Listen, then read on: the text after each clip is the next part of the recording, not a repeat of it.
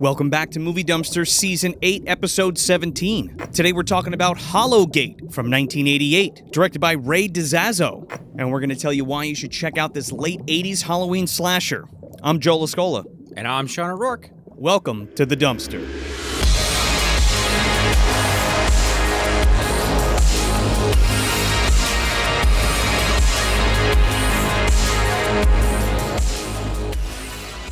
Well, it's the most wonderful time of the year again, Sean. And you know it's trick or trash, baby. Yeah, spooky season every year on Movie Dumpster. I don't think we've missed one yet. No, the full moon is high. The witches are flying around. I can hear the werewolves howling outside.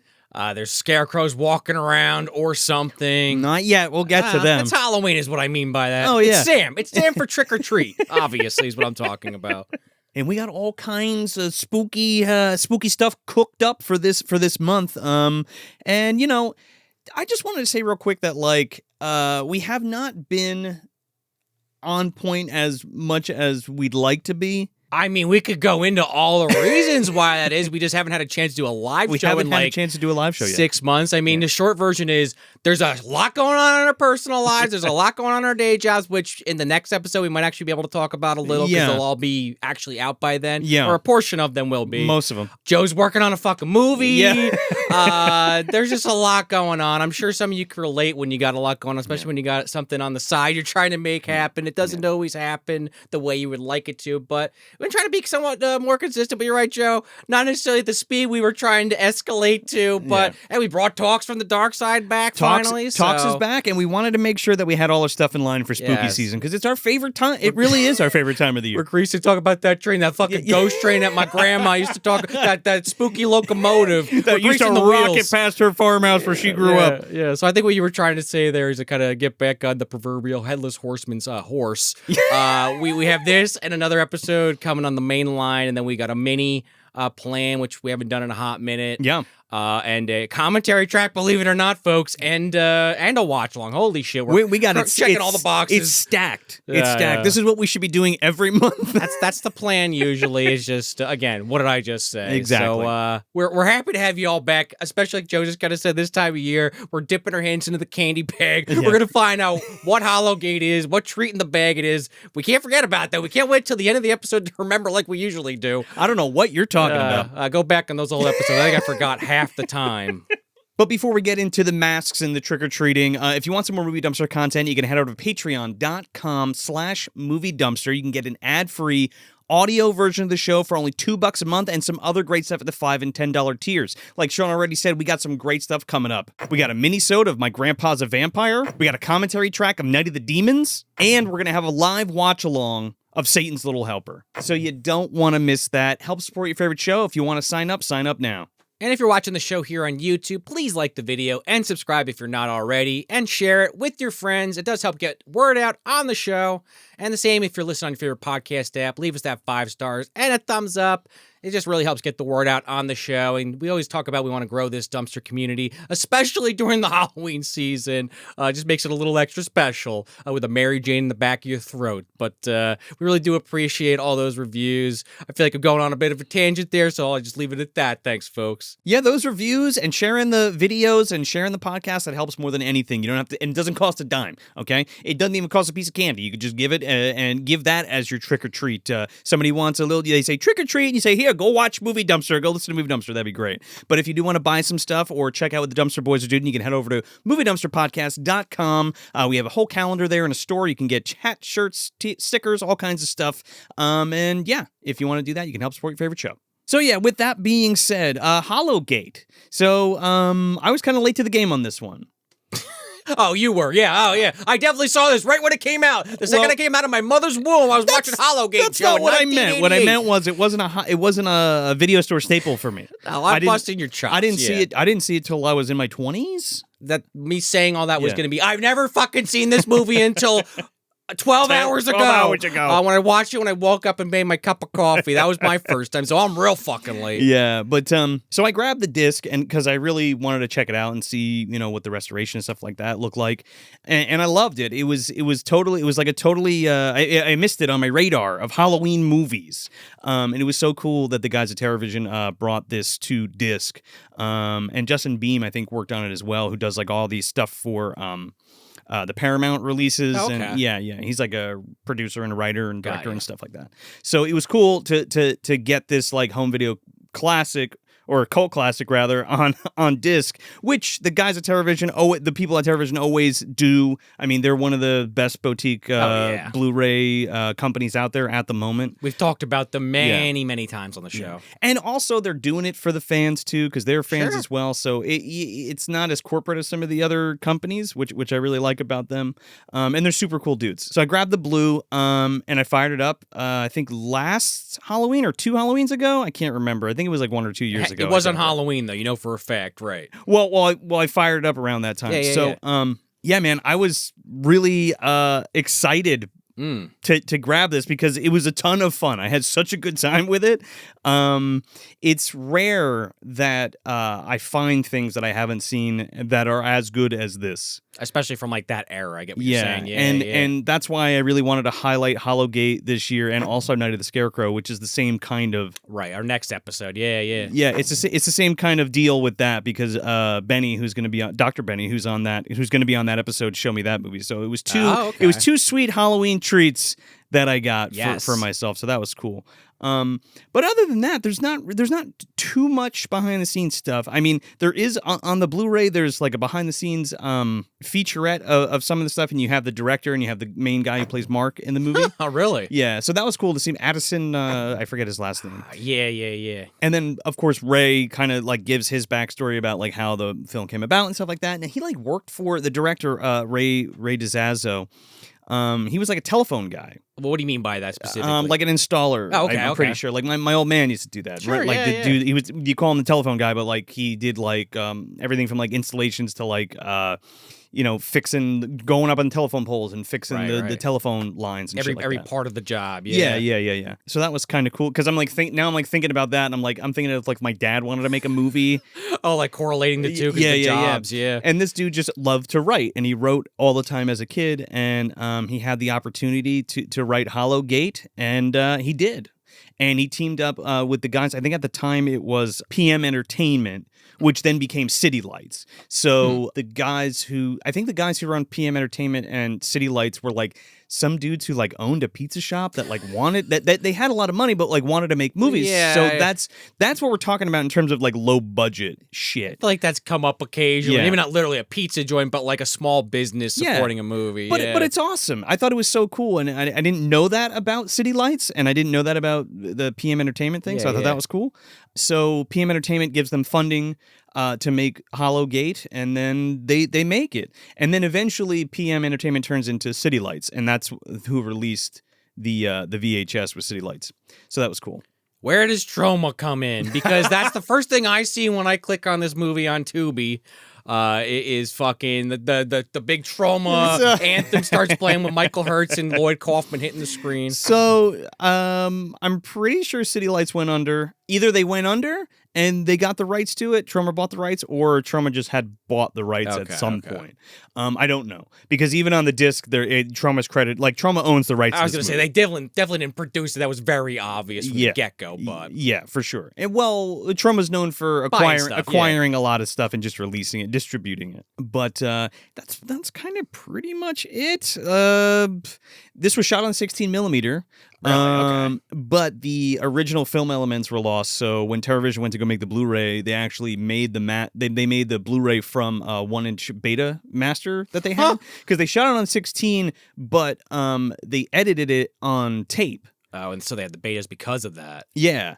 And I'm pretty sure Ray, not only did he work as a telephone guy, but he also worked he worked in some kind of production place or video store or something where he was doing work with VCRs and like editing film or editing stuff on tape or something like that. Yeah. So machines. It was adjacent, and that's where he met like the producer and the star and all that kind of So stuff. that kind of stuff is actually interesting to me. It's super interesting because it's like it's Joe Schmo making a movie, and that's what I really love about most of these movies that we cover on the show. I mentioned to Joe before we got going that not necessarily in content or tone per se, but they're both Halloween movies we covered, and are both independent.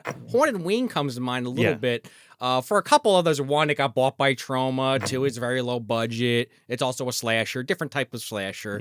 That's but more like a comedy. Yeah. But I'm saying on the very base level, I kept kind of little things in the movie, like making me think of Haunted Ween. For better or worse, go back listen to that episode. I love Haunted Ween, so it was right. This was right in my ballpark. That's what I was kind of thinking. I was like, oh, this has got to be right up Joe's alley. He's lost in the sauce. He's loving it. Well, more Halloween shit and more stuff I haven't seen and low budget, and those tick all the boxes. So there you go. They shot this in 9 days. So these are all things you have to take in consideration when you watch films like this, right? I think that's less than what Dia's Boo Halloween. That was 13. Yeah. All right. Well, I remember that. For some that fucking trivia stuck with me for 8 years, Joe. I think that's how long we shot Pig Shit for. Which is the movie you're currently working on. Which is the movie I'm currently working on. I can't wait for Pig Shit. I'm excited. We are going to do more showings before it gets released on media, so it'll be around the tri-state area come early next year. Okay, too, cool. So yeah, I think you can still grab the disc, the Hollowgate disc from TerrorVision. If not, you can stream it on Tubi. Now, I think that's where you watched it, right? Yeah, I was going to say eBay exists if you really want to grab a copy. If you really want a copy, or if you want it on tape, that's kind of the charm of it, Mm-hmm. I mean, Tubi, I love my Tubi. We've been talking about, I feel like we were one of the people that were talking about Tubi very early on, not to tip our own fucking hats. What do we really know? A million podcasts out I know, there. And then everybody was like, see, it's Tubi. Yeah. There was probably others. We know. But recently, they've been really ramping up the commercials. I guess because election season's coming up too, the midterms. I'm like, goddamn, 6 fucking commercials every 10 minutes. That's God, not just till shoot next me. year. But no, I'm just wanted to comment on that. At least it's not Netflix. You're paying $8 and you still got fucking commercials. That's also true. Anyway. Yeah.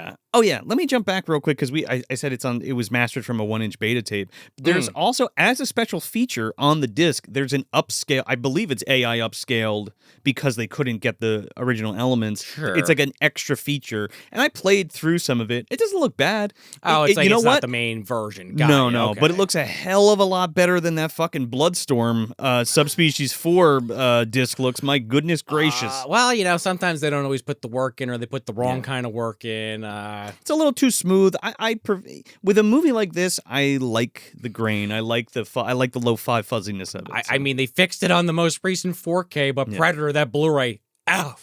Yeah, well, that's what I mean. Just scrubbed all the grain out. That's a multi-million-dollar, Alien. That's thing. a more recent one. Yeah. Imagine that. This doesn't even have an iota of the budget that those films have. We spent $10,000 to wipe the grain out of a Hollowgate. Yeah, so that's about it, man. I'm really excited to talk about this one. So, with that being said, let's jump into this. Do you want a plot crunch? You want me to plot crunch? I want to hear your plot crunch because I don't know if I do this one justice. Okay. So there is this guy Mark who's had a lot of trauma on Halloween as a kid, and he grows up to be a traumatized man. And what does that usually lead to, Sean? Being a fucking psychotic nutcake. Yeah, in real life and definitely in a horror movie. If somebody trips over your fucking shoelace, you might turn into a serial killer if you're in a horror movie. So this guy Mark grows up and he ends up starting to murder people, and he eventually gets almost sent away to a psychiatric ward, but his rich grandmother builds him a hospital at the mansion, and she treats him at the home. Turns out we're very close to Halloween night again, and he gets out and decides to throw a little Halloween party for himself. Also, just want to comment on the specific phrase of "gets out."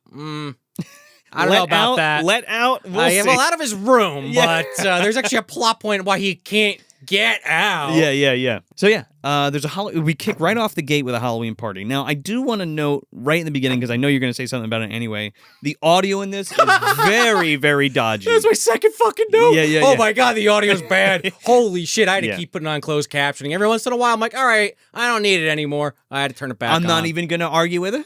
I'm not going to argue with you. It's bad. Like you can't. It's very hard to hear a lot of scenes, especially in the beginning. I mean, I kind of started to expect it after doing the show for many years and just from my own movie watching habits over the years. But yeah, this was a little rough. Yeah. It's not like a loud buzzing sound in the background, which I've mentioned on other episodes. It's low just, and muffled. It's low and muffled. Like if I was talking down here trying to do the show, you'd be like, "What the fuck?" Right. Like I don't even know if you heard what I said, but if I was talking down there, how would you even it's listen like to the they show? equalized the whole fucking thing, like all the same level, but like none of it now is legible because not none of it, but it's way less legible. I mean, and that could have been, it always starts with the recording of the sound, yeah. and then into who knows what happens to the master track or whatever.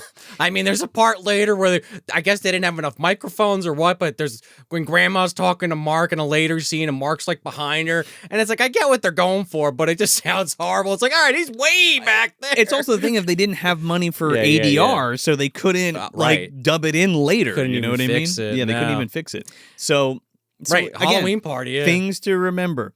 So it's a Halloween party.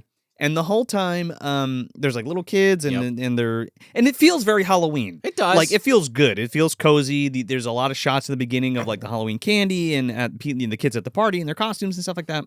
And then you just see Dad in the kitchen, and he's like knocking him back, dude. Just like pissed off as hell, like looking at the party, right? Like totally like antisocial, just drinking away his feelings. Doesn't want to be there. Getting angry. So then everybody starts to bob for apples. All the kids start to bob for apples. And the little girl comes up and she gets an apple, and the other little boy comes up and he gets an apple. And then it's Mark's turn. They must have promised, okay, every kid gets to get one and we have to use the footage because they show like 6 fucking kids before Mark. I'm like, all right, 2 or 3 would have sufficed. Well, that's what happens when you're doing a low budget movie and you have to hit a certain runtime, Sean. You have to show it all. That's the actual answer. Maybe I'm being too kind with that first thought. So Mark goes to bob for the apples. He's in this fucking big clown afro Take and the shit. fucking afro off, kid. And he's dipping his face in it, and he cannot get the apple. I've been there. It's embarrassing. Dad gets so fucking pissed off, he like shoots his drink down. He's like, "Come on, Mark, what are you, some kind of pussy? Get in there and get the fucking apple." And he's like choking this kid and like shoving his face into You're making me look bad in front of all these people. These kids, these children. He chokes the kid in the water. He's like, he pulls his hat out. He's like, Mom's like trying to stop him. She like pushes her away, and he's just holding his fucking kid's head under the water. Oh my goodness. And then Mom's like off camera arguing with him. He's still drinking. He's like, "Don't tell me what to do with my kid. That's my son. I'll do whatever I want with him." And she's like, "How do you even know it's your son?" He's like, You bitch.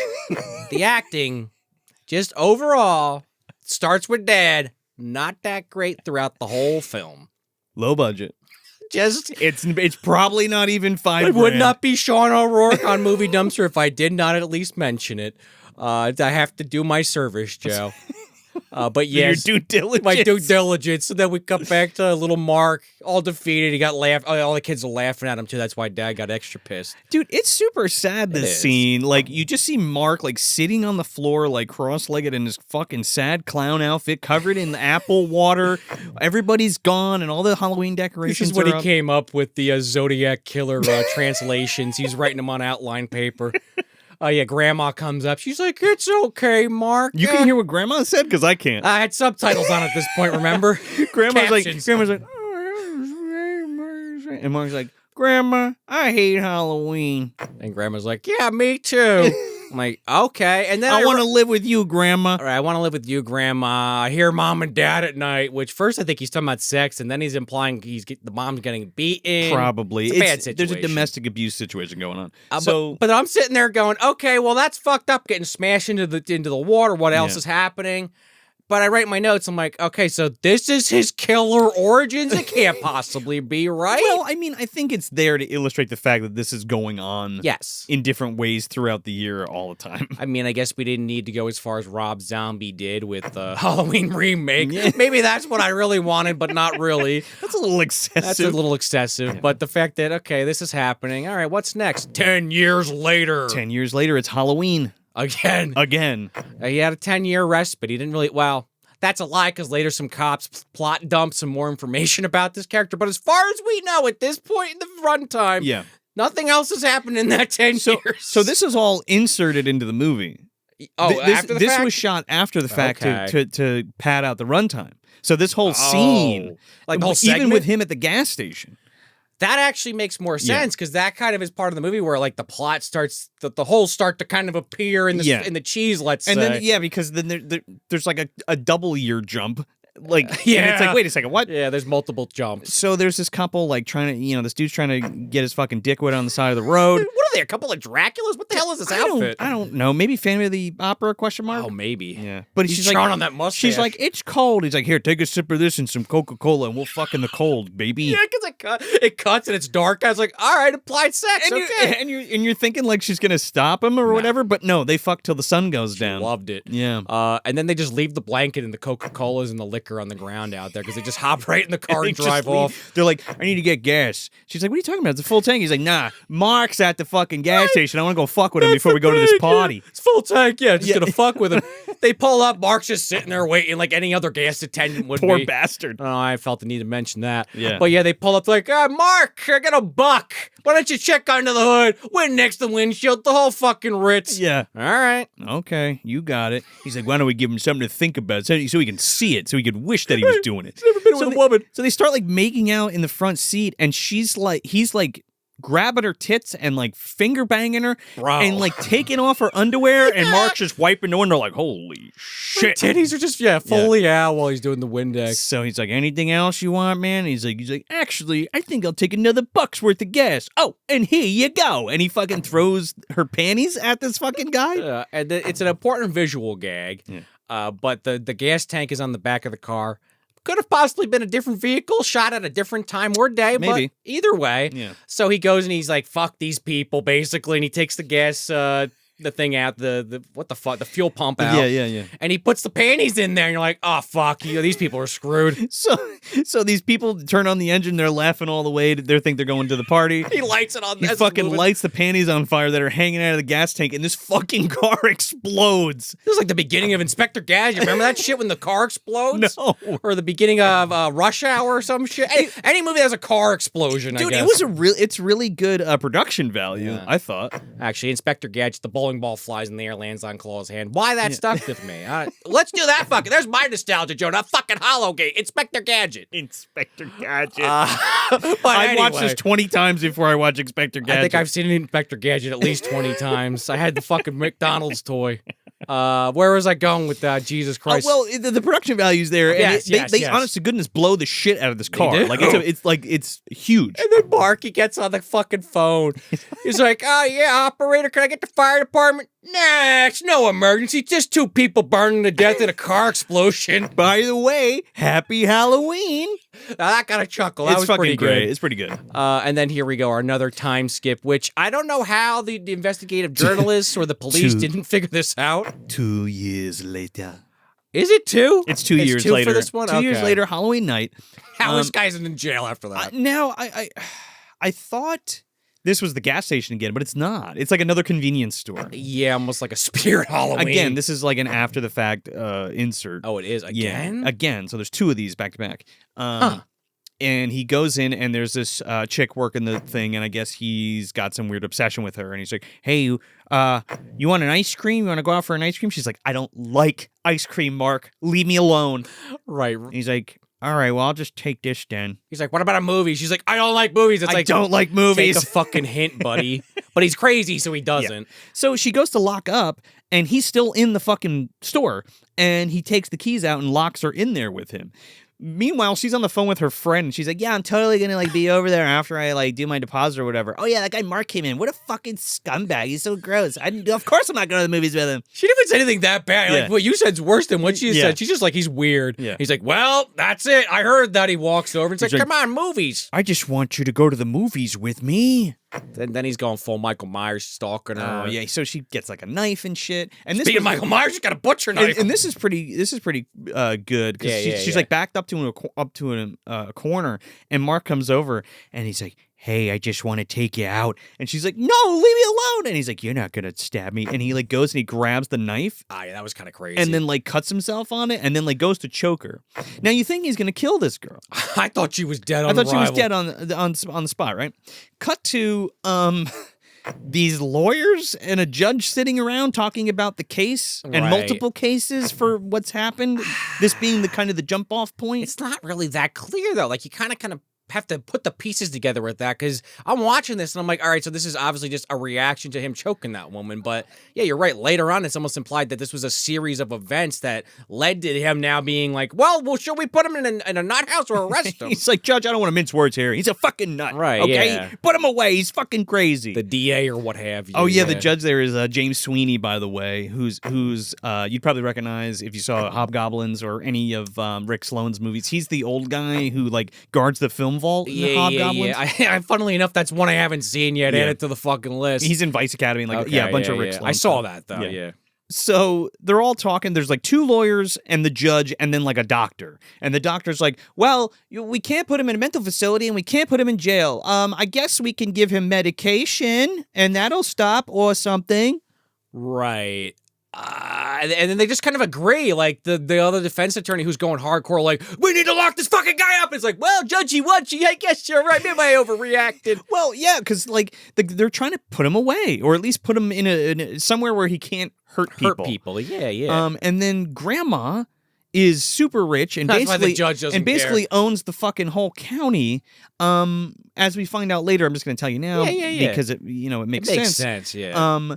She ends up building a hospital in her mansion. Well, he did mention the plot crunch, to care for him, and like his own little room, and there's like a staff of doctors and shit that give him his medication and like his psychotherapy and all this bullshit. So it's all at the house. The pisser is, again, I understand low budget. I don't want to just keep repeating that the whole episode, but like I wish they showed a little bit of that, even like 1 or 2 extras. Instead, you just kind of see like the locked door with an intercom, and you're like, all right, I guess this is a hospital. Well, they were all dismissed. We see the hospital later at the end of the movie. So cut to Grandma like talking to Mark. Now, there is another time jump here where I don't know, a few years? I think it's like 5 years. Again, I have no fucking clue because the movie never says. They don't say it, but I think it's like 5 years because now he's like quote unquote better, right?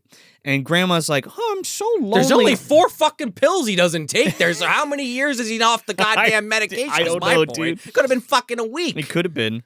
Or maybe just that night because he knew Halloween was coming up. So we didn't the get most there yet. recent, sure. So Grandma is making a rug of the 3 wise men or something, and she's like, that is what it is, I'm so lonely. I'm going to go upstairs and see if Mark will come hang out with me. I think he's better now, right? He's not crazy anymore. So there's like an intercom, and she like pushes the intercom. She's like, hey, Mark. And he's like reading a book. Puts down the copy of Mein Kampf. He's like, yes, Grandma? Yes, Grandmother. She's like, how are you feeling? Oh, I see you took your medication. He's like, yeah, of course I did. How can I get better if I don't take my medication? So she's like, it's such a nice night. Why don't you come downstairs and look at my rug with me? And he's like, I would love that, Grandma. So this fucking bitch unlocks the door and lets him out. This woman is a fucking moron. Yeah. She literally... Well, now that remembers there was a flashback 5 minutes ago because she lived it. Yeah. Lived it, in air quotes.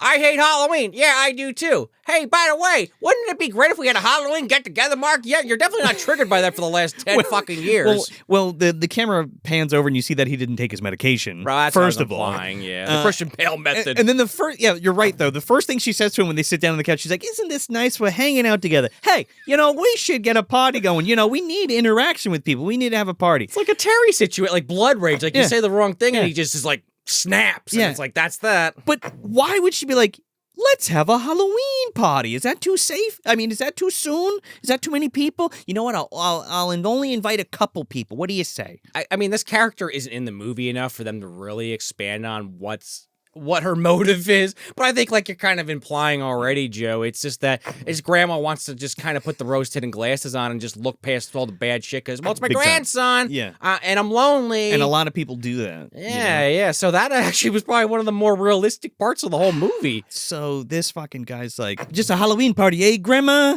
With a couple of Halloween nutcakes. I think this guy says nutcakes about 30 fucking times in this movie. Yeah, because she's like, what if we get the Millers and the Stevens to come over? And he just associates that with the other crazy people from the insane asylum. The people that know what you're going through. Right, yeah, which doesn't end well for Grandma because she turns around. Again, this is the scene where he's talking in the background. The audio's horrible. Really hear, And then he doesn't respond to her and she gets a little nervous. She's like, Mark?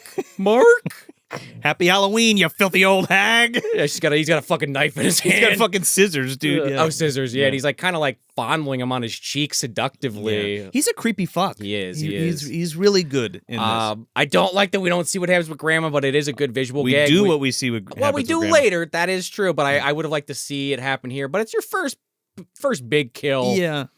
Not counting the explosion and almost choking a woman to death. Also but true. I do like the visual of the camera pushing in on Grandma is very cool. Yeah. I wanted to see the scissors in the eyes, Joe. I agree. But we get a little bit of stuff later. So Slam cut. Slam cut to these kids going to a concert, right? Oh, I thought it was Texas Chainsaw Massacre. Shit. Oh, yeah. I mean, it's basically the same thing. I mean, it's a van. I'm Yeah, kidding. it's a van. So many goddamn movies, not even just horror. Yeah. So these kids are going to the hangar, and there's like supposed to be like 5 bands, a bunch of booze, and they're going to Oklahoma from Texas. I mean, they are from Texas, so maybe they just skirted Leatherface, right? Oh, speaking of Battle of the Bands, is Cheech and Chong there? Maybe. Are they playing with a tutu on? They were supposed to meet Sally down at the fucking barbecue place, but it didn't happen. Oh, that's true. Yeah, she's too busy.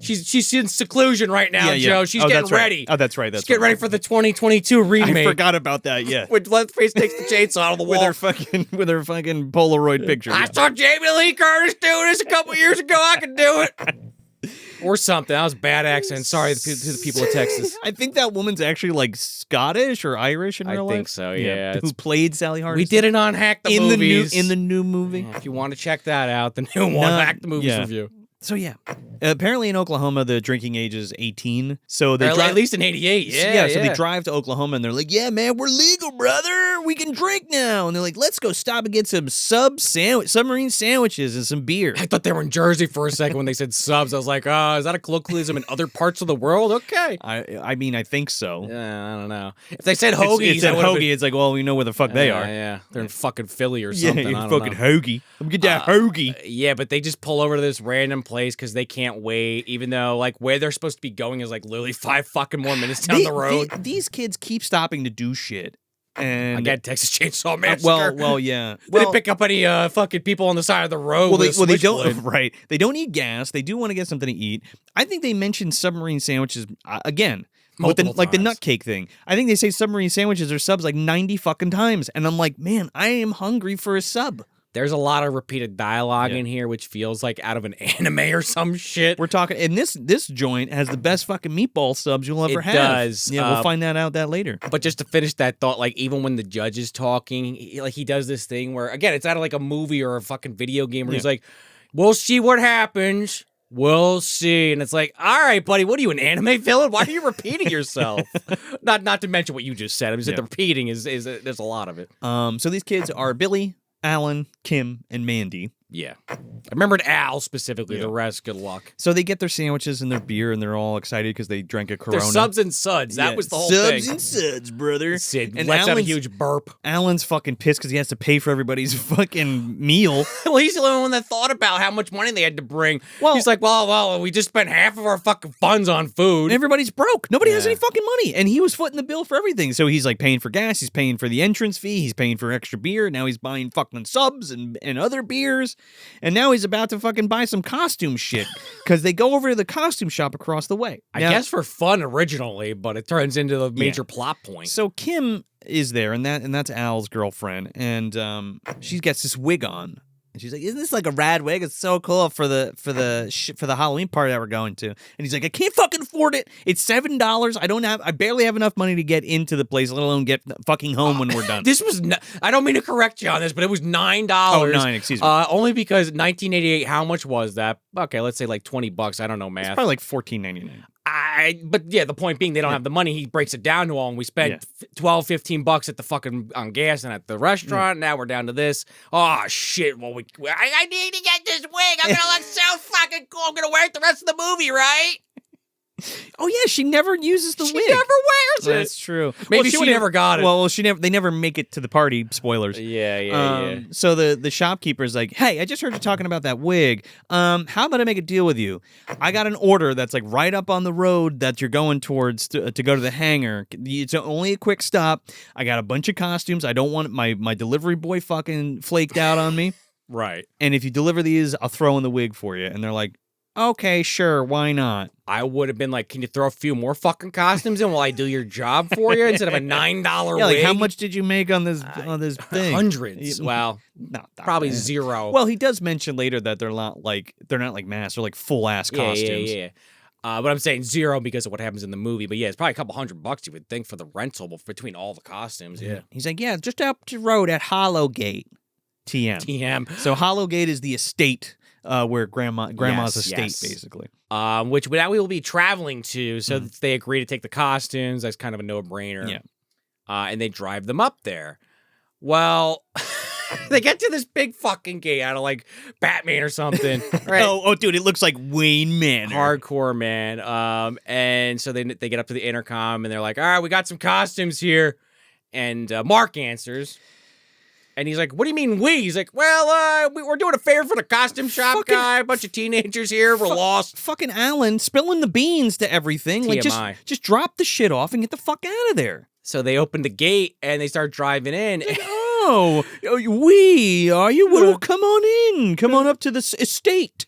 So they pull Welcome to Hollowgate. Yeah, welcome to Hollowgate. They pull up, and I would be fucking shocked if this is the same location, but this looks like the same house from fucking Peacemaker Season 1, where the governor's living that they go to assassinate. Oh, I don't think so. From the front, it looks the same. When you're actually looking on the inside, I don't think it lines up, but that style of house, I don't know. I just was like, oh shit, Peacemaker. It's a mansion. It's a mansion. Right, exactly, Joe. I don't know why I had that thought, but instead of just dropping the shit off on the porch like you're saying, they're like, well, maybe we should go in. We don't want to be rude. Well, he's like, come on in, bring the stuff in, put it over here. And he's like, oh, well, you did such a great job for bringing all the stuff. How about I pay you back by giving you the grand tour? And again, Alan's like, can we get the fuck out of here? Like, I want to go see some bands. And Kim's like, I want to see this house. I'm with Alan. We don't know this fucking guy. Yeah. We just did this real quick thing because it was on the way because you were being a bitch about this wig. There's nobody there. No. It's just the dude. With all Right, these for the boxes. party. Yeah. So he's like, yep, so that's the whole house. Isn't that great? Oh, by the way, I got one more thing to show you. And he like walks past Alan and like takes his keys out of his pocket. Yeah, they keep cutting to it. He's like looking at it. Yeah. So he walks down the hallway and he's like, hey, Kim, darling, can you come help me with something real quick? She's like, sure, Mark, whatever. So she goes Dumbest down, people alive. She goes down the hallway and she starts screaming. They all run in and fucking grandma is strung up to the wall in front of the window and she's got the scissors in her eye. Mark's standing there with a fucking knife and he's like, it's Halloween, boys and girls, for all of us crazy nutcakes. Oh, right, yeah, because he's still hung up on that. That's the triggering word for him. Let's nutcakes. have a party. Yeah, and they all run for their lives, as you would expect, and they run fucking outside. They run to the car. Yeah, they run He's to like, the shit, car. he stole my keys. Duh! And then they just like all run out of the car into the wilderness on the property. And he's standing on the porch with like these boxes of costumes and the knife in one, and he's like, oh, come on. He's like, where's some costumes? Come have some fun. They're fucking booking it. They get back to the gate, and oh, man. maybe this is a fucking editing error or what, or they were really trying to make it look like you couldn't get out of this thing, but some of those bushes, some of those concrete blocks, that look like you could have maybe hopped on those and hopped over. But let's not nitpick that Low budget too much. That could happen in a fucking high budget movie. Let's not even kid ourselves, Joe. But it turns out that the fucking gate is electrified, Right. and Billy goes to grab it and gets shot off like fucking Tim in Jurassic Park. He's like, oh, no, I'm okay. The intercom comes on, and Mark's like, you got 5 minutes to make up your minds and come play trick or treat with me, or I'm going to put these costumes on and come kill you. Right, which they don't know what the fuck that means, but they know they don't want to be involved with it. Mark's playing out these weird fantasies Yes. now. So the coolest part about this movie, I think, that I haven't really seen in another one is not only is he psychotic, but he's also having a really good time dressing up for Halloween and becoming different characters to kill people. Sure. I kind of like that. I don't dislike it. I just don't understand why we're, 40 minutes into the movie, half hour into the movie, and they're just now adding this wrinkle. Like, I don't know why they didn't set this up earlier. Instead, it's like he blows someone up at a gas station. He's choking a woman up at a Spirit Halloween. Why wasn't he doing this already? That's my problem Again, with it. those were insert shots. Once you say that, Yeah. sure. But watching the movie, it is such like a change where it's like, all right, he's just killing people. Oh, now he's got this costume. What the fuck? Well, it's also leading up to like his psychosis. Like he's getting comfortable doing other things, or like Sure. it increases in depravity, I guess. No, I mean, well, when you start with blowing up a fucking car, you really can't go down from there. No. So I think they shouldn't have started with a showstopper. But I could see what you're saying. Just for me, it kind of threw me for a loop. I was like, what are we doing? As he's grabbing this military uniform and he's like, starts talking about like, I'm not even gonna say the word, but he's using some very old terminology that was used during the Vietnam War. We're just gonna put in the clip so we don't have to say it. The gooks are out. The gooks are out. Yeah, well, right, yeah, the clips. Yeah, that's a good point. We don't have to say it because Mark can cut say to it. the clips. Yeah. It's basically like take Big Ben out of fucking house and insert him into the movie for like 5 minutes, but not as intimidating. Or fucking Bronson from Street Trash. There you go. But yeah, so he's doing some like Vietnam kind of soldier cosplay. Yeah, he gets dressed up. But I want to talk about the cops real quick because they have like a side quest real They quick. drive by.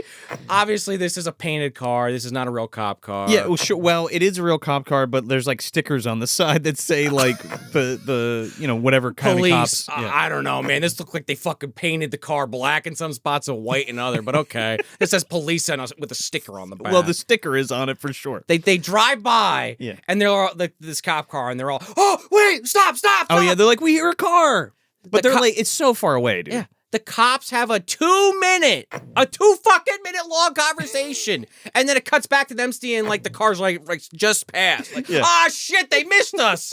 I'm like, all right, come on, guys. So Mitch and Danny are the cops. yeah, One's a rookie, and one dude's been there for a while. They try to get their attention, like you said. I mean, it's pitch black out. I mean, it's pitch black. You couldn't see him. I mean, and it's like, why are you looking at Hollowgate? You know what I mean? But because they passed it. Yeah. The guy was like, "Hey, isn't that what's that place? A big mansion place?" And he's like, "Oh, let me tell you. Let me give you Let me lore dump. Let me lore dump on you real quick." This guy's the lore master of the movie. Well, this is where we get a little bit more insight to Mark's escapades that we don't see in the beginning. Right. That's what I was complaining about earlier. They just decided to put this all in the cop style. Well, they found 2 other people that were killed, like at the bottom of a well, but they couldn't prove that Mark did it.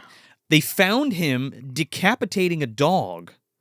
And then, like, stacking its, like, pieces and then praying to it. What? And they let this fucking guy out? This makes no sense. Well, this makes zero fucking sense. That's the point that he makes. And the other guy's like, what the fuck? They just let him out. And he's like, well, here's the thing. His grandma owns the whole fucking county. No, it would never fucking happen. I don't know, dude. Money talks. Bullshit walks. This is like a Michael Myers situation. We're not talking about some drooling motherfucker who's shitting his pants. I know, but that's the whole thing. She built a fucking hospital in the mansion and built a room that's locked with an intercom. Sure, I just think it's really fucking stupid. Sure, but it like, makes no fucking sense. I mean, it does make sense because to me it makes zero. Well, literally zero. She's the wealthiest person in the whole fucking city, and she has the money to throw around to do that. She has political sway. Sure, she has law, like sway in the law. You know what I mean? She can do whatever the fuck she wants. And if that means saving her grandson and putting him, like making a deal and putting him as a captive in their own house. With electrified fences. Their own private hospital, because she didn't want him in another hospital. Yeah. So it makes sense to me. I guess. Yeah. It's just warped fucking logic. It's totally everything fucked you're saying, up, but grandma is fucking crazy too. You could get from point A to point B with what you just laid out, but I am just scratching my head and my asshole on this one. Well, he's like, yeah, so they put a little mental hospital inside the mansion. Grandma bought it. You want to go get a meatball sandwich? Because it's the best fucking meatball sandwich you ever had. This guy makes the best food, apparently. They just happened to stop there. They got lucky. I highly doubt the best meatball sandwich is in Oklahoma. Okay, this is where I was kind of starting to think we're back in Philadelphia. You got some good meatball sandwiches. You got good cheesesteak. You got some good sandwiches. Well, it's the best in the whole state. So that could be true. Maybe in Oklahoma, sure. Again, there's a lot of sub talk, and I'm getting hungry, man. I really wanted a fucking... I was eating a fucking sub. I was eating it, actually, this morning, my leftovers. I really wanted a sub. I was like, fuck. Yeah, and they even say it like the subs are the best sandwiches, and I have to agree. Oh, I mean, we could have a whole podcast about that, but yeah, I love me a good sub. But I mean, we're both Italian. Yeah. You're way more Italian than I am, but I don't think Irish, I guess, enjoy them too. I don't know if that has a bearing on if I like sandwiches or not. Well, that's my warp. Talk about warped logic. There's my warped logic, Joe. Gotta be Italian. You can only have sub sandwiches if you're Italian. You can only have Italian sub sandwiches. That man's Irish. Get that hot capicola off his fucking sandwich right now. Get this man a turkey and cheese. That's it. Dry. No mayo. Oh, Christ. That sounds like a nightmare. Yeah, that is a nightmare. I'm the fucking weird Italian kid who doesn't like oil and vinegar on his Italian subs. I like mayonnaise. I like both. Yeah. Give me all three. I don't like all three. So yeah, now he's all dressed up like a fucking non-Marine and he's running around. Billy goes out to see what's going on and he's like trying to find a way out. He's like, everybody stay here, man. I'm going to go look. All right. I'll be right back. So he like goes around this garage and he goes inside. And Is that guy's name? Billy? Yeah. I thought he said Sid earlier. I think I said that earlier. My bad. No, that's all right. It doesn't really matter. Guy with the jacket. Yeah, the guy with the jacket who looks like the guy from part 3. A little bit. Yeah. He kind of does. Yeah. So he's like opening the car doors and he doesn't see anything and he like goes up to another car and he opens the door and he's like, damn, there's no keys. And I'm like, my man, they're probably on the visor, which you didn't check. But also, anyway, hell of a fucking spot for this guy to be hiding. I love this, dude, because the fucking back seat flips down. Hey, it's not Leatherface this time, guys. I can't say it, but I'm going to put the fucking clip in. He goes, Halloween, gook. and he fucking jumps out of the car and stabs him right in the stomach. Yeah, he says, hey, you book, and then he stabs him. The guy's so confused he called him a novel. He's just, oh, why is there a knife in my chest? Billy walks out with a fucking knife in him, and Alan's like, oh my God. He's like, oh my God. He runs over to him. And Mark steps out. Oh. You want the gook here? You can have him, but I got to do something for him first. And he takes his fucking axe and he throws this hatchet at Bill and it hits him in the back of the fucking head. It's awesome. It looks really good. He's trying to crack the spine, but he missed. He hit him right in the dome.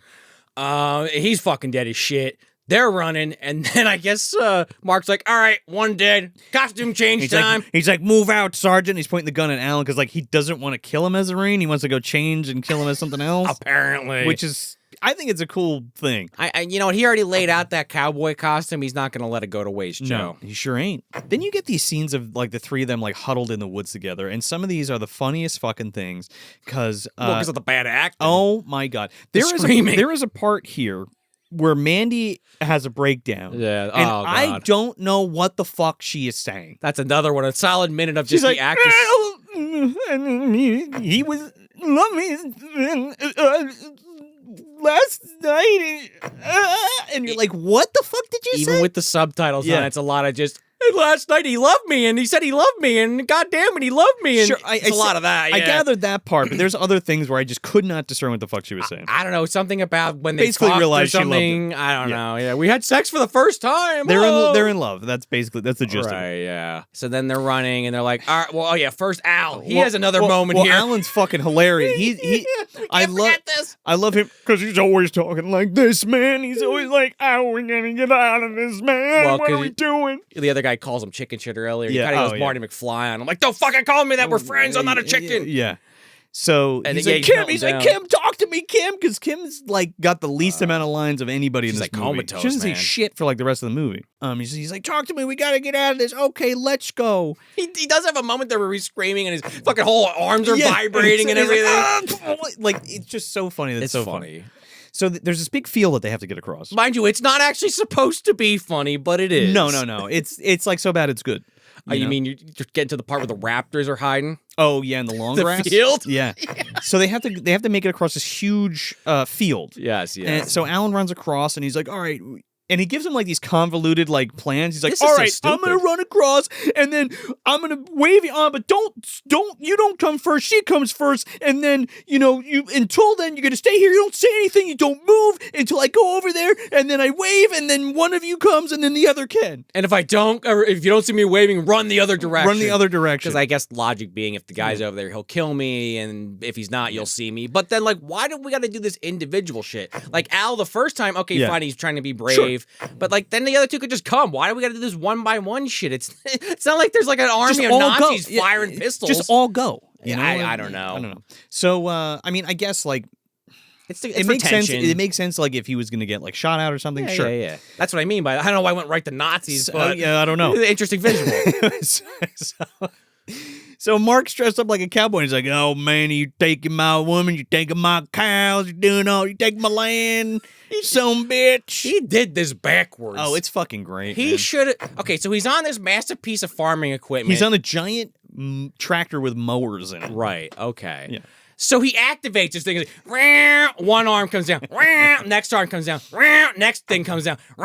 They're just standing there. It's like the guy. This is Austin Powers. Please stop. Well, Mandy. Oh my God! What is he gonna do? Mandy's like frozen in terror, right? So she starts to run, and before she gets too far, he fucking shoots her right in the gut with like a rifle. Well, he pulls out a rifle, but Yeah. I'm saying there's a solid 30 seconds of this thing unloading itself. Yeah. But it looks cool. It I thought does was look cool, but and like the camera angles and shit of it like coming down. I'm just saying he should have just fucking appeared and shot them in the leg, and then have all the shit come down because they're incapacitated. They can't fucking move. He's toying with him.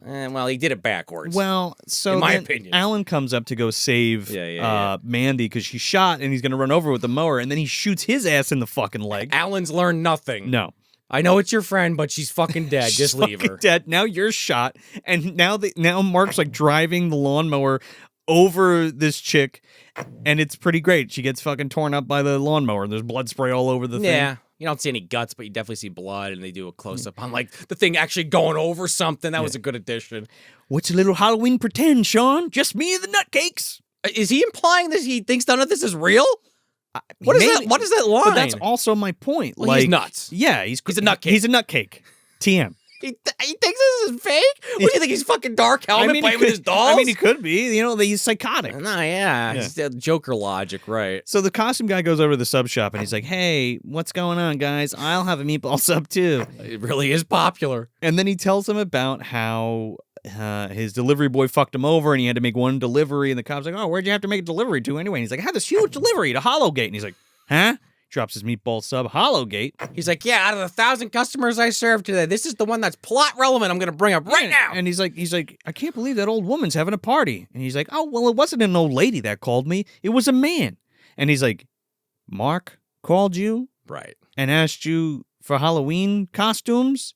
Something's not right. Yeah, they instantly put it together. I mean, at this point in the movie, they gotta get the cops involved. and the dude's I like, just wish it was a little bit more organic. And the dude's like, well, he's all better now, right? Oh, right, yeah. And he's like, shit, we gotta go check this He out. does say that, right? It's not even a Wilford Brimley joke. This time No. he literally does say that. And listen, I get that they are trying to make it organic. I think it's almost like too on the nose. There had to be a better way to go about it, but you got 20 fucking minutes left. I guess that's the best they could come I up agree, with. but again, you have to take into account the low budget. It was written quickly. They had 9 days to shoot. It's still, you know me by now, Joe. You've known me for over 20 years. You've been doing this show going on almost 9. Yeah. I am keeping that in the back of my head. I am. I really am, folks. Even the dumpster dwellers, in case you're not sure by now. But at the end of the day, I still gotta judge it as a fucking movie. I just can't help it. I don't know. I have a weird brain. I'm like Economos from Peacemaker. I didn't make my weird fucked up brain. It's just like that. So now Mark is dressed like a British sportsman hunter. Fox hunting. He's like, oh, pip cheerio, my good man, and he's like, oh, let's go on the hunt. Let's literally do like it. a fox hunter. I'm like, what the fuck? Except instead of like his hounds aren't like beagles or like German shepherds. He's got grandma's golden retrievers that he hasn't fed. He's got golden retrievers. Oh, we haven't fed him in a week. They're rabid. They find the rabbit. The dog's sitting there like, can I have a bone? So they find a golf cart and they're trying to get it started. And again, Kim is like comatose through the whole fucking rest of this movie. The classic movie trope. He's like looking for the key. He goes through this thing like 4 or 5 times. Oh, come on, where is it? Oh, where is it? Oh, there it is, finally. Then it won't start. And he's like, oh, it looks like you boys haven't been fed since old grandma died. Isn't that right, little golden retrievers? And he's like, okay, he might even have a fucking monocle. If he doesn't, I'm picturing him with one. Stop the hunt. And these golden retrievers run out of these cages and like Kim jumps out of the golf cart. She doesn't jump. Well, the actress does. Yeah. They hit a bump and she, whoa! She like flies down a fucking hill. Al's like, oh shit, my girlfriend, I better pull over. Gets mauled by golden retrievers. He gets mauled by golden retrievers and dies. I honestly didn't think we were going to get a final girl in this one. Stupid me, I guess. I was like, well, Al's obviously the main character. He's the one that's had the most lines and the most agency. Nope. No. He's fucking gets mauled by golden retrievers. Oh my God. You hear him in the background shitting on his face. It's pretty fucking funny. It's great. I think Kim, like we've kind of already, you've said it more than I have, but she's comatose, and he's like, "All right, I have, we're gonna take you to the hospital." He's like, "Let's get you to the hospital, you young woman." All right, he's doing the British voice, right? But now she's at the hospital. She's in the hospital, quote unquote. Now this is the part of the mansion that was the hospital where he was taken care of. He's like, I know. Now he's dressed like a fucking doctor, right? Right. You said this earlier. I forgot. Yeah, they do. And show he's this. like, it can be a bit scary. I trust me, I know. And they cut you open and do things to your brain and give you medicine that fucks with your brain. He's got a fucking jar of ammonia, lemon scented, by the way. Ammonia that he puts in a glass, and he's like, this is the anesthetic. Open up. Right. Meanwhile, we're cutting back and forth to the cops who have now finally arrived. And, like, they're sitting in the cop... Well, they get out of the cop car, and they're, like, out front of the gate. And they're like, hollow gate. Looks pretty dark. Doesn't look like a party to me. Let's check that intercom. Hey, is anybody home? Nobody fucking answers. Mark's trying to pour this fucking ammonia into her mouth, and she gives him one of the unnameable twos, dude. She smacks the ammonia right in his face, and it's like burning his eyes and his face and shit. She did a lousy job tying her down. She pulls that hand out quickly. Oh yeah, she like gets free, and she ends. Then he comes at her, and then she takes the knife and stabs him in the stomach. Right, which is pretty fucking cool, and she runs away. So the cops are now at the door, and they hear her scream. Mm-hmm.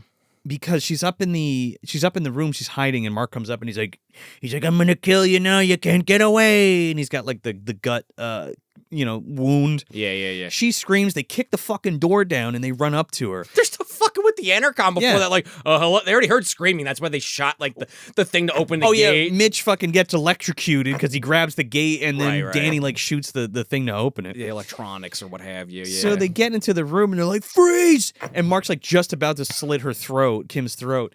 This guy's a crack shot. Fuck him. He just opens fire, dude. He only twice. Shoots him right in the chest and right in the fucking forehead.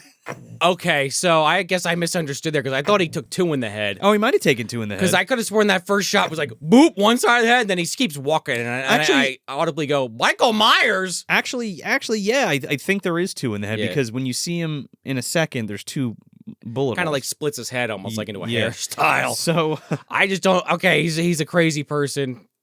Again, now I'm really getting into nitpicky territory. Why he had to take 2 bullets so that he's not a fucking zombie? Well, he's fucking dead. It looks good, though. Right? So, so we're at the hospital and Kim's in her room. Now, I thought she was in a mental hospital, but she's not.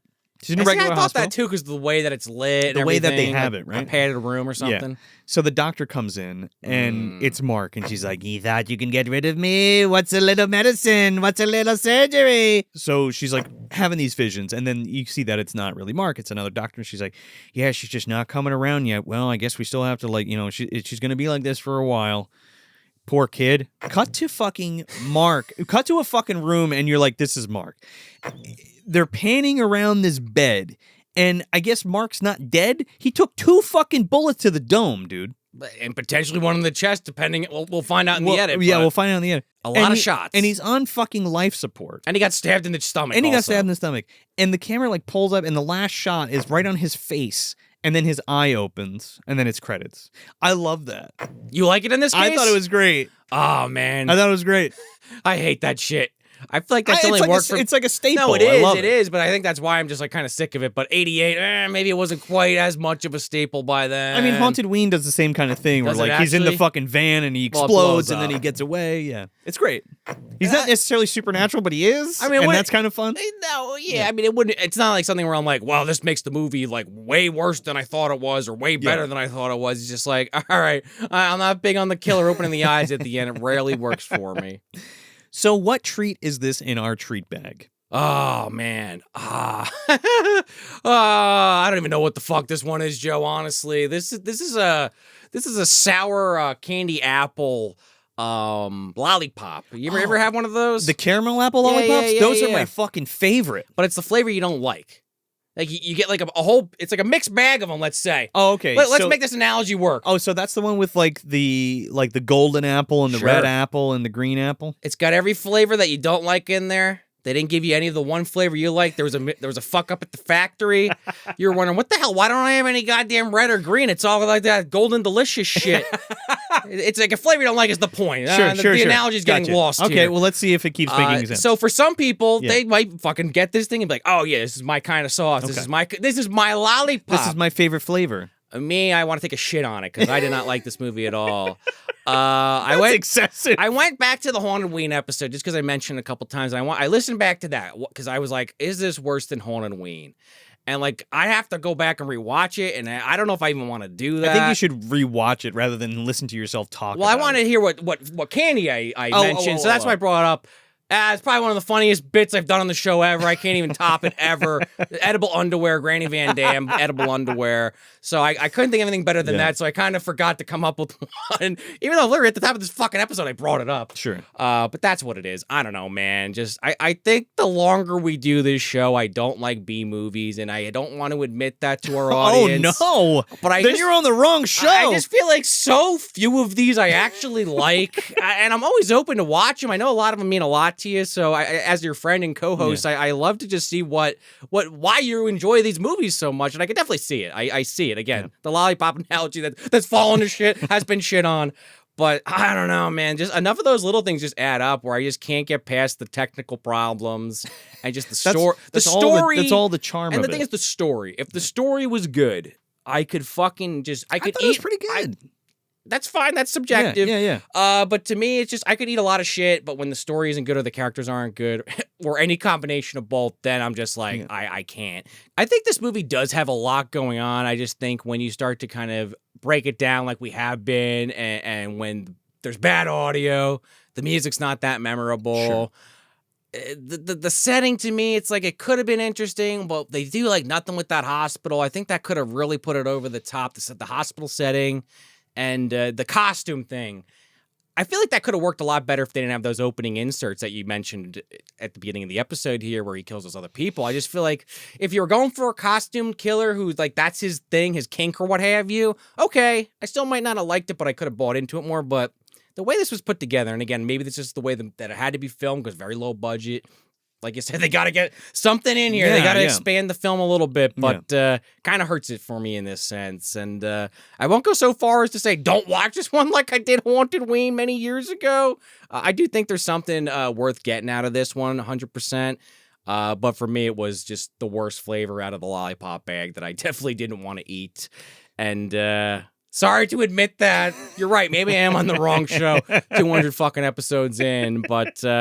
you keep bringing these movies, Joe. I'll keep giving them a shot at the very least. Just like, hey, you like the next one that we were talking. Yes. Well, that's a bit of a spoiler, sure. Spoiler. But the road goes both ways. I know you bring a little more to the show typically because you're more in the good shit, let's say, than necessarily I am. But yeah, it is a two-way road. This happens to both of us sometimes, but I feel like, unfortunately for me, you're in the ship, but you're enjoying it. I'm upside down and dunked into it. I'm like, get me the fuck out of here. I want to enjoy this. Well, let's not. I'm not going to mince words with you. I mean, this is a very specific flavor for people. Yes. And if you're into B movies and if you're into low-budget stuff, then you're going to like it. You probably love it. Yeah, exactly. So I love it. And I'm going to just echo your lollipop analogy with another lollipop analogy, one that I love, and that's a Tootsie Pops. Love Tootsie Pops. And when I eat one of those, it made me feel like the nostalgia of that. This is the feeling that this film gave me. Sitting cross-legged on the floor with a fucking Tootsie Pop in my mouth. Same feeling, bringing you back. Same feeling. I really enjoy this a lot. I mean, is it the best movie ever? No. And I feel like people give me a lot of shit for that because they're like, oh, Joe said this was good and I watched it and I hated it. And it's like, well, if you watch it, if you know what you're getting into and you like these kinds of movies, then you probably will enjoy it. I mean, we break down the whole movie. I don't know where we lie to you at all. No, but like. Why, you're watching the show and we mostly review, the odds and ends. I mean, we're the movie dumpster. These are the movies that everybody's forgotten about, right? But Hollowgate specifically, it gets extra points for me because it's a fucking Halloween movie too, which I'm always looking for more Halloween stuff, and it ticks all the boxes for me. It's got so bad it's good acting. The gore is the ones that we get are good. It's actually the lighting is actually really good. The production value for this movie is good, and it was shot on 16, so it's not a shot on video movie. No, by the way, it was shot on film. Oh, it looks good most of the time. A couple shots here and there, but again. We said it 100 times. Low budget. You got amateurs for the most part working on this, but even still, it's like sitting next to a lit jack-o'-lantern with a blanket on. Like, it's cozy for me. It's got a lot of good laughs in it. I love the main character, Mark, the main killer. He's cheeky, but not too cheeky. And I don't know. He's very charismatic, and I enjoy it. The kids are fun and funny too to see kind of act. And the other thing is, like, everybody's given it their all. You know what I mean? They worked really hard on this, and this was some guy's dream that he made happen. And it's so hard to make things and have them come out, let alone have them come out, I don't know, 30 fucking years later on a Blu-ray, and somebody's talking about it. You know what I mean? Whether I liked it or not, whether you liked it or still not, fucking impressive. Well, I guess that's what I'm getting at. The legacy. But personally, I just like it because I like B movies, and there's a lot to like about this movie. Sure. I've seen, you say this movie shit or that movie shit, blah blah blah. I have seen the dregs of film. No, I mean, I mean, I have seen shit that is unwatchable. Like, absolutely unwatchable. Pull your fucking fingernails out and stab yourself in the fucking eye with hot poker. Bad. This is not one of those movies. No. And I mean, I don't know if I said it in the actual episode, but like I said to Joe earlier, I gave it a 1 star. Yeah. And like, listen, like there's plenty of movies I give a 5 star. Sure. That it's like, well, there's still 1,000 movies I think they're better, but they're all, as far as I'm concerned, 5 stars. 100%. Just like this one. You're right. There's way worse shit. But to me, it's layered. It's like, again, the onion analogy. Not to always go back to Shrek, but it's a thing that's like different to everybody. Everybody has their own experiences. Sure. Different movies, different ways you look at movies. I feel like it's just that's a little bit of an ongoing conversation just on this show in general. Actually, no, that's a good point you bring up, because I think we both have different relationships with movies and how we interact with them and how we've absorbed Actors, them over our lives. When you saw it, Yeah. So, I mean, even then, it was nice to see that there was still stuff out there that I could still discover. That's crazy to me. You know what I mean? Just from knowing you for so long. Yeah, but I haven't seen millions of movies, hundreds of movies. Maybe not millions, but hundreds of movies like this. I haven't seen. But it's hard for me to find something like this that nails what I'm looking for. Right.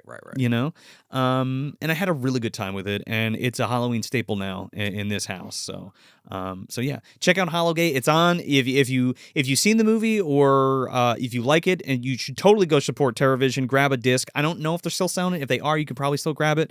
If not, it's on Tubi. It's streaming. It's free. It ain't gonna cost you anything except your time. So right, you gotta sit through those fucking commercials. So if you don't want to watch, John Carpenter's Halloween for the 100,000th time, try something else. I mean, that is one way to look at it, right? Yeah. Me personally, I always need something different. I like my comfort movies, but I also like to hit different things and find different things. And like I said, like 5 fucking times, this is one of those things. But yeah. Oh, yeah. But yeah, it's a nice little Halloween treat, in my opinion. But yeah, with that being said, if you want some more Movie Dumpster content, you can head over to patreon.com/Movie Dumpster. You can get an ad-free audio version of the show for only $2 a month and some other great stuff at the $5 and $10 tiers. We're going to have some ultra spooky stuff for you over there that we mentioned in the beginning of the episode. And if that's something that floats your boat, help support your favorite show, and head over to Patreon.